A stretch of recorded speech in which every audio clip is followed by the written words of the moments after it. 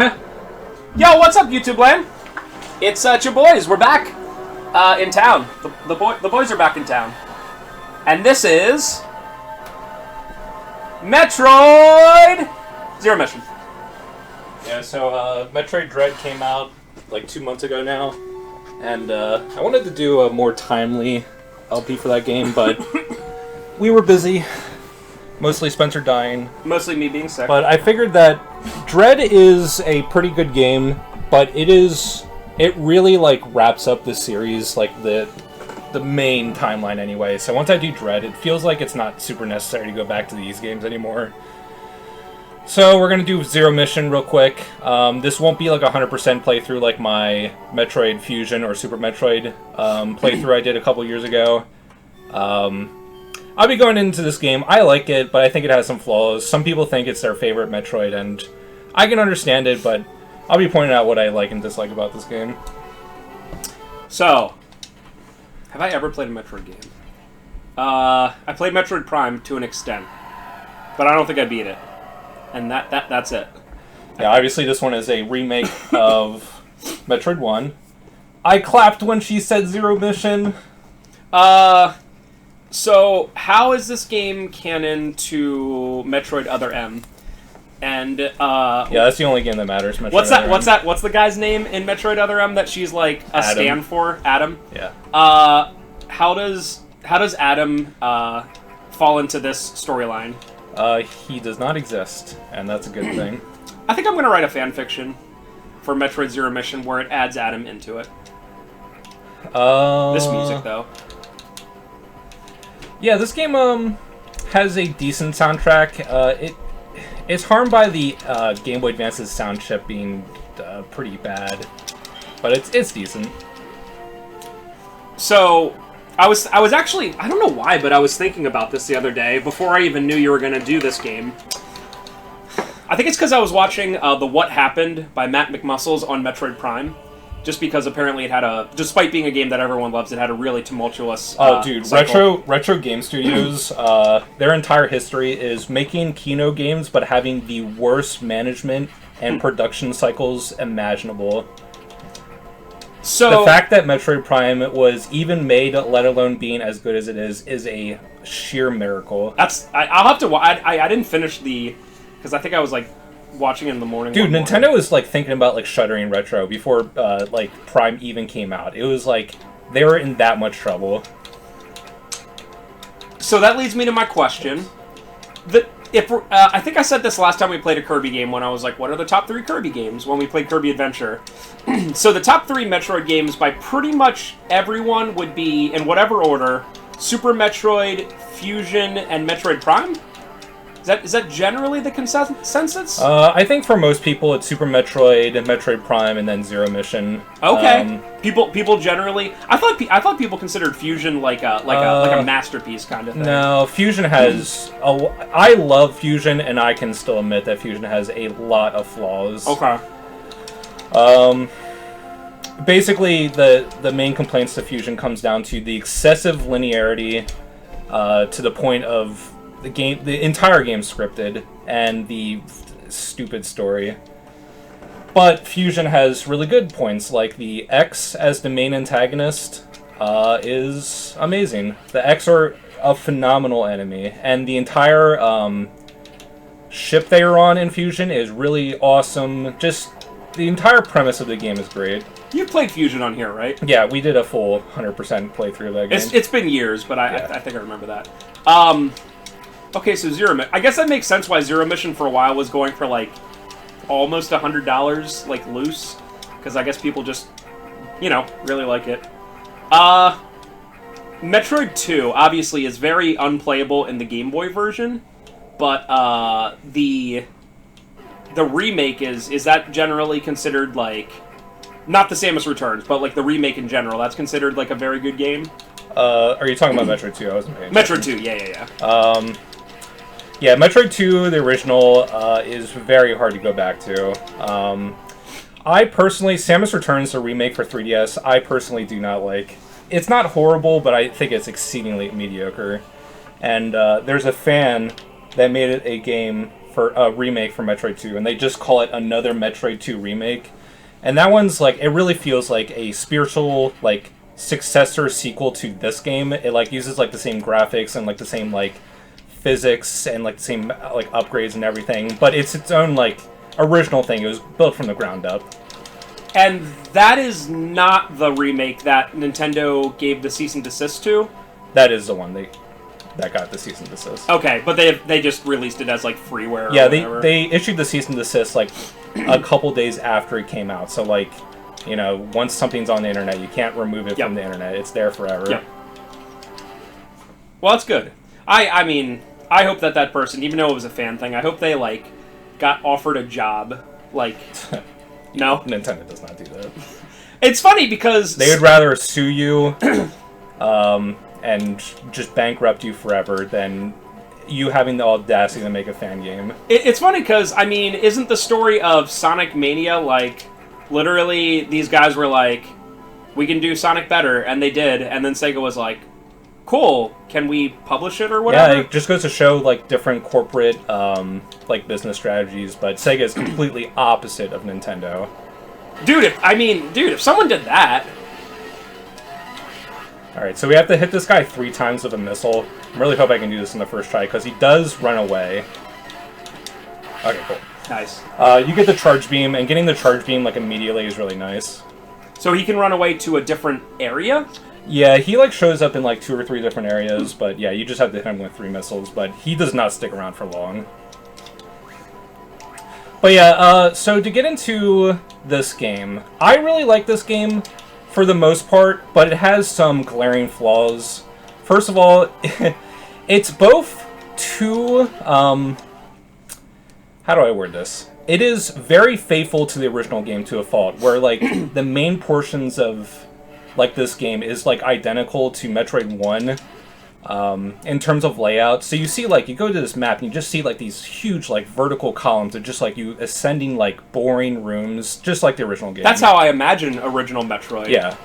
So it has that, and it's always like, oh, okay, that's not... I wish they changed that. But also, Zero Mission changes a whole bunch of stuff in the last third of the game. They are like, they changed too much. So it has this, like, it's like a paradox where it's like, they changed too little in some parts, and way too much in other parts.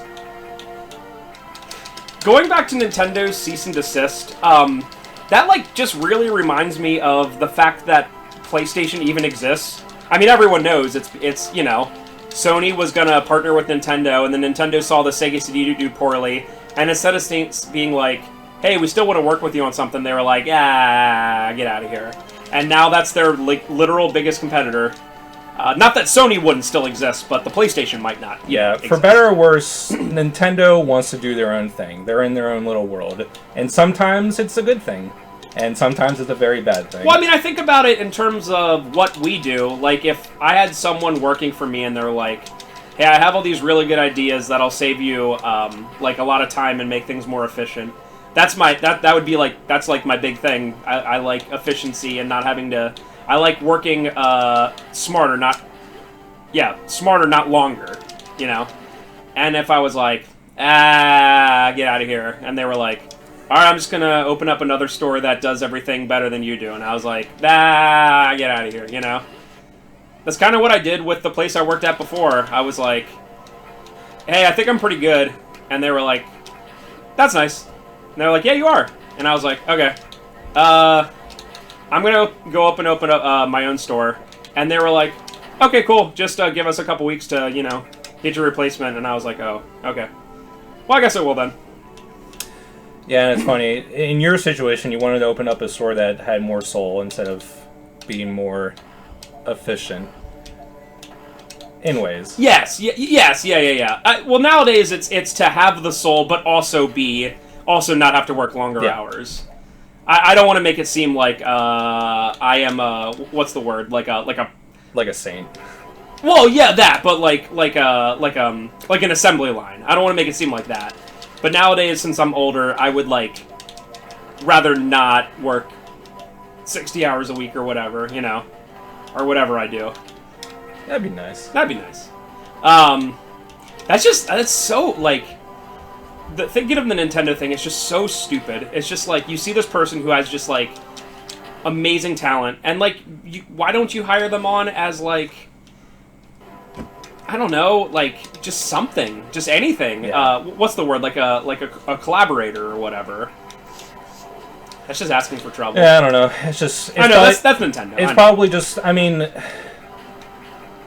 People know about... especially, like, Japanese, like, head businessmen are very stubborn people. And it's not just, like, a Japanese thing. It's just that it affects, like, everything. Where it's like, they're stuck in their own ways. They want to do the things their own way. And they don't want young talent around. But then they just do, like, things that are like, okay, I can see why you want to keep this corporate structure, and then other times you're like, I hate this company so much. Yeah. Well, I mean, even if you look at some things like the infamous story of Netflix going to Blockbuster and being like, hey, we have this idea, and Blockbuster being like, what, you drunk? Get out of here, kid. And then, you know, look at where they are now. And people give a lot of crap to, like, some of the, you know, billionaires and stuff, like Elon and Jeff Bezos and stuff, but at the very least, like, someone comes with an idea to them, and, like, they might be like, I'm gonna steal that, but they still do it, you know? Yeah, Nintendo's especially annoying, because, obviously they can't. It's impossible to do everything in-house, so they still contract companies to do stuff. See, I never knew that until we started, like, doing more of this stuff. Like, I knew, like, Camelot did some, like, Mario sports games, but when you're like, oh, aren't, like, the Yoshi games made by someone else? And there's, like, a bunch of stuff that I was like, oh, it has to be Nintendo 1A, and it's, like, not. I know I never knew that. The Yarn Yoshi games are, like, it's second-party games, so it still has a lot of... oh, I do not want to go down there. There's a missile down there. It's the most annoying missile to get. I just want to leave. Another bad thing about this game, obviously a lot of Metroid detractors complain about Metroid as a series having too much backtracking, which I can understand why people don't like it, but I think this game has some of the worst backtracking in any Metroid game. You go through areas like sometimes 4 or 5 times. And it's just the nature of Metroid 1. It's just like, that's how it was in the original, and they just kept it that way. So as far as a remake is concerned, what percentage faithful, quote-unquote, is this to the original? Like, if you look at, like, Link's Awakening, is literally a shot-by-shot one. If that's 100%, then what's this? Well, this one's really weird, because they take the same layout, but for the most part, they do a lot of under-the-hood changes in terms of, like, changing block designs and, like, adding... like, secret routes, and in that case, like, they do modernize the original a lot. So I won't detract from Zero Mission doing that, because that's a good thing. But, at the same time, this game has a added, like, I want to say last third of this game is something completely new, and in my opinion is the worst part of the game by far. So the stuff that they added, I think, is just all not good. Who dat? Mother Brain. Is it possible... since we're playing a Game Boy Advance game, is it possible to say that the Game Boy Advance is the most underrated system ever? And by that I mean, if you're like, nowadays, in 2021, if you say Game Boy Advance, there's only one thing that comes to mind for everyone, Pokemon. Right? But there's, like, so many, like... I mean, when you think about the Game Boy Advance when it came out, it's just such a weird system, because the Game Boy lasted forever. Like... Game Boy came out in '89. Are you supposed to get that? Oh, you continue to just got it. You can do this, but I'm not very good at this, especially with doing it on a TV. That sucks. Excuse me, this is not the Sanyo anymore. This is the something. It's still crappy TV. It's slightly better, though. Yeah. What was I saying? Oh, yeah. Game Boy came out in '89. Game Boy Color didn't come out until '98, and that was still just like a very minor upgrade. Like, for the most part, they were still making Game Boy games that were just compatible with the Game Boy. Yeah. And then the Game Boy Advance finally came out in 2001. Maybe late 2000, but I think it was 2001. And then at that point, the DS was only 3 years behind. So, like, the Game Boy Advance was only Nintendo's main, like, mobile platform for a couple years, where you compare it to the original Game Boy, and that had, like, almost a decade uncontested. It is true, but when I think about all the stuff that came out for it, I'm just, like, blown away. And I don't like Pokemon at all, so I do not even consider any of the Pokemon games. There's some weird stuff, of course, the fact that they didn't make a mainline Mario game, for some reason. But even stuff like the Mario Golf, Mario Tennis, especially Mario Golf is very good. Mario Kart is probably the most underrated Mario Kart game for the GBA. I like it quite a bit. So we're in an area. There's the big things that they added to this game is just this. I can never pronounce the place of this the world. I think it's Zebus. But they add like a surface to Zebus and then like a big mothership that we'll get into later. But all of this is new. Yo, this music reminds me of the end music of Clock Tower 1. Yeah. And this soundtrack was definitely influenced from the Prime games. I mean, you really didn't have music like this until Prime. So that's nice. At least they took some parts of other games and tried to make Metroid a more consistent series. But think about it, like, for the GBA, right? And I know it's easier to make like a Game Boy Advance game than it would be like a GameCube game. I get it. But there were 2 F-Zero games, there were 2 Metroid games, there were... Did I say Metroid? There were 2 Fire Emblem games. Yeah. Like, main series, like... No, I didn't mean to say that the Game Boy Advance was bad. Oh, no, I really like the Game Boy Advance. It's amazing to think in the period of time that they really had how much was made for it. Especially, you know, I keep forgetting how many RPGs there are for the system as well. I know you really like, I think it's the Final Fantasy Tactics remake on it. Or maybe I'm thinking of the DSA2 one. Final Fantasy Tactics Advance is like a full-blown sequel. Sequel. I like that game, but I do still like the PS1 one better. And then they had all the FF remakes. I don't know. It's just a crazy system to me. And the fact that when did the SP come out? Like 03, 04? Although one of the weird things about the Game Boy Advance is that it had no original Mario titles, right? And the only original Zelda title, if you even count Four Swords. I guess you have to, even though... I don't, because they packed it in with... That was made by Nintendo, but Minish Cap was made by Capcom, so... There wasn't actually like a Zelda made in-house for the Game Boy Advance either. Can you at some point do Minish Cap? Or, we haven't, right? Oh, yeah, sure. I mean, it's one of those games where I have no experience with, and like... It's a good game. It's short, but it's pretty good. Quite frankly, like, it must have sold very poorly. Yeah, Minish Cap came out like 2006 for the Game Boy Advance, so the DS was already like on the market for 2 years. And if you were like, hey, name every Zelda game, it would probably, if there would be one I would forget, it would probably be Minish Cap, honestly. I know for a lot of people it would be Oracle of Ages and Seasons, which also came out pretty late in the Game Boy Color's life, in 01, I think. But we both love Oracle of Ages and Seasons. At least I think you. Oh yeah, yeah. In fact, if I would go back and do portable Zeldas, I'd probably do the Oracle games first. I was actually playing on an LP for that game, but it's very complicated. Yeah. All I want to do is just dance with the Gorons, bros. In fact, when I did my Metroid Fusion 100% playthrough, I was actually planning to do a 100% Zero Mission playthrough as well. But when you play this game for 100%, it turns into a completely different game. I think doing 100% for this game is not fun at all. Speaking of Zelda, there was a guy, I guess it would be Saturday, who saw like we had Ocarina of Time for N64, and he was kind of boomerang it up, like very casual gamer obviously, and he was like, Ocarina of Time, now that's a game. And then he was like, oh, and they had that other one, Majora's Mask. That game was awful. And I was like, yeah. And I was just like, I don't know. It's like one of those things where you just are like, okay. Yeah, it's not worth arguing because they don't care. And it's fine. Like, I can totally get it. That's like, it is a very weird game. I still sometimes think about it and I'm like, why did they make that game? You know what I mean? It's just so weird.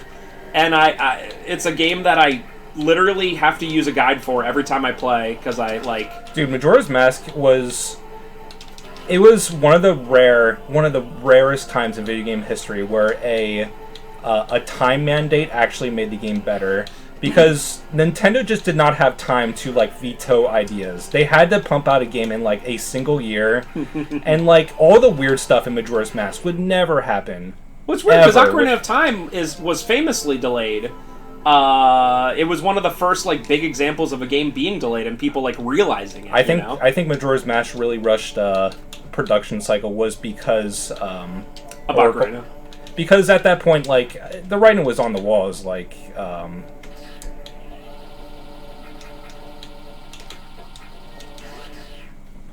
I even supposed to go over here? The N64 was at the end of its lifespan.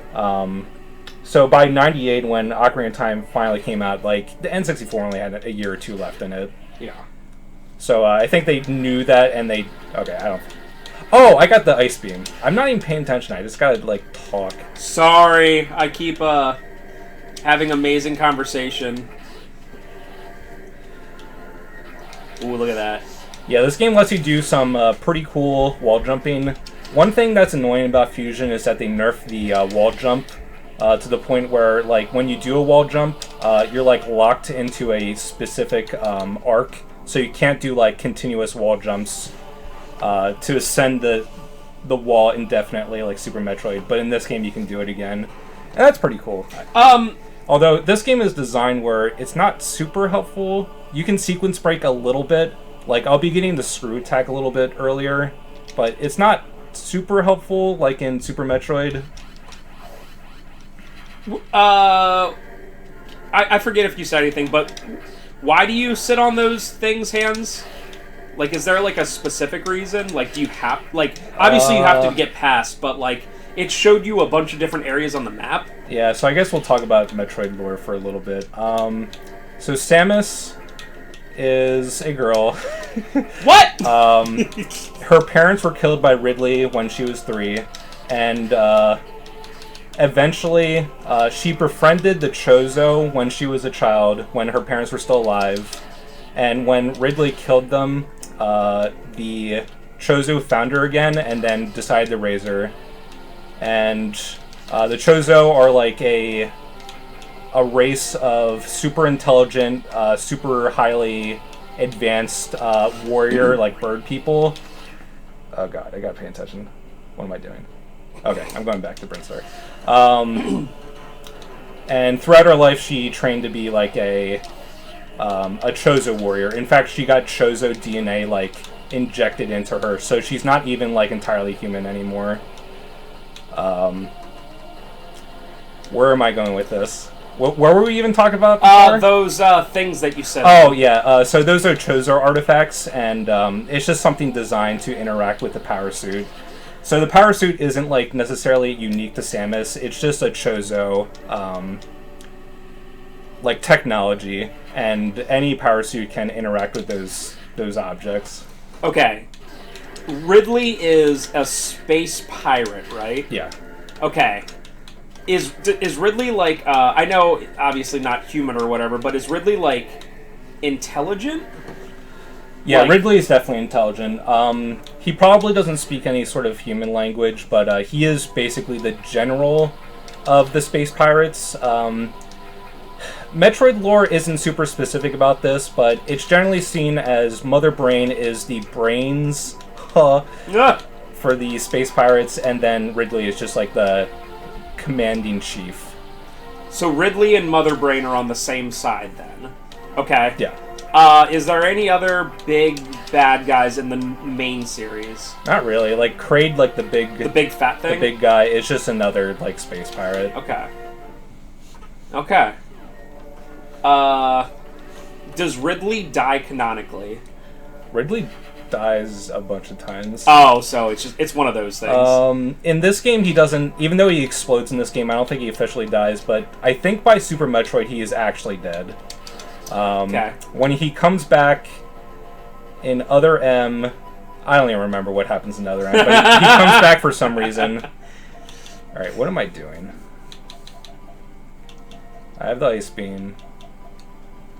I'm gonna guess I'm gonna win. So just it just has superhero rules. It's just like, they died, but they'll be back. Fusion had a very convenient excuse. For some reason, Ridley's corpse was in the space station that Fusion takes place, and the X just assimilate his DNA. So the Ridley fight in Fusion is just an X clone. Okay. I mean, I do like the lore. I don't think anyone, correct me if I'm wrong, YouTube commenters, but I don't think anyone plays Metroid for the story. Yeah. They try to make it a little bit more believable because in Samus Returns, like the remake on 3DS, Ridley comes back at the very end of the game as like a surprise boss fight, but he has a bunch of like metal parts attached to him. Oh my god, he's Mecha Frieza.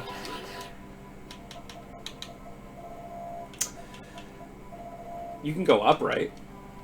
I don't think I'm supposed to. Yeah, I'm not supposed to go here. God, I just played this today. Why am I forgetting? Oh, okay. I think I know what I'm doing. So, Ridley comes back as Mecha Frieza, and then future Samus comes back and slices Mecha Ridley in half in like 1 second, right? Dude, and Samus, we'll get to Dread at some point in the next coming months. Is Dread like a horror game? That's what I've heard. Dread tries to be a little bit scarier, but it really is just another Metroid game. So it doesn't have like I heard it has like clock tower elements where it's like something's always following you. So there's these super advanced mechanical AI constructs called Emmy, and basically Samus can't harm them in any traditional manner. So there are segments where the Emmy are hunting Samus and you just have to evade them. So all Metroid games, most of them anyway, have like segments like that where like Fusion has the SAX, which is like Metroid at her, or Samus at her strongest, and you have to battle her as an X-clone. And then this game strips Samus of the power suit, so there's a segment where you're basically powerless as well. So they try to do some horror stuff throughout the series. Is it in Super Metroid where you like start out really strong and then you lose all your stuff, or am I thinking literally only of Symphony of the Night? Like, is that a thing that was started with Metroid or just Symphony? I'm trying to think if that's a Metroid trope as well. As far as I can remember, yeah, Super Metroid really has no like rationale for Samus losing all her power suit stuff. It's like the Mega Man logic where he just removes it. Yeah. Oh, Ferris beat Mega Man 2 and 3 on the Mega Man Legacy Collection for the Switch. Nice. I think it has like save states and stuff, but that's still pretty good. It's not like the one. I think was it one of the very first LPs we did where we tried to do Mega Man 2, and we did well, what was it, the Japanese one? But it only has difficult mode, so we like never finished it. I kind of remember that. That was years ago. I don't even think we ever put it up because like I literally couldn't beat the game. What about Mega Man? Mega Man 2, I think, was one of the very first LPs we ever did, but I couldn't finish it because I like played it on difficult, or I played I played like one of the download versions, or you played one of the download versions, and it was like the difficult version. You know when you choose on the NES, it's normal or difficult? I don't remember. That was years ago. Man. Still, our most popular video is, what, MLB 13 the show? Yeah, it's that in like Guitar Hero 2, MVP Baseball, the Yeah. one versus Mush versus you. No, but the crazy part is it was MLB 13. RIP, and now they're up to what, 21? Yeah, because MLB seasons don't like carry over the year. Yeah, they can't yeah. do the Madden excuse.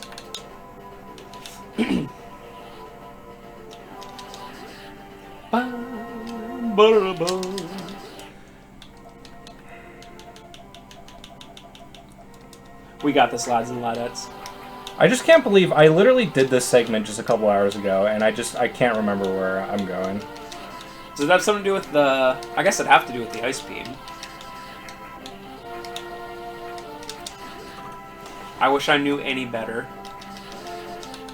This is an area you definitely do go to, but I don't think I'm supposed to go here now, which is why I left initially. But I guess we'll just see. If I get stuck, we'll just take a pause from the video for a second. Teleport! I don't know. There's something about. I think I've always just appreciated handheld stuff, like handheld games and what they're able to do. So it looks very good. Not only that, we were talking about the GBA earlier. There was 6 Mega Man Battle Networks, 4 Mega Man Zeros. Yeah, Capcom was in like hardcore like Mega Man push days. Yeah. Mega Man and Bass, which you're probably never gonna play, or I'm never gonna play because I heard that game is like extremely difficult. That game is really bad. And bad. Okay. Yeah, it's not just like it's bad because it's hard. It's like bad because it's hard and bad.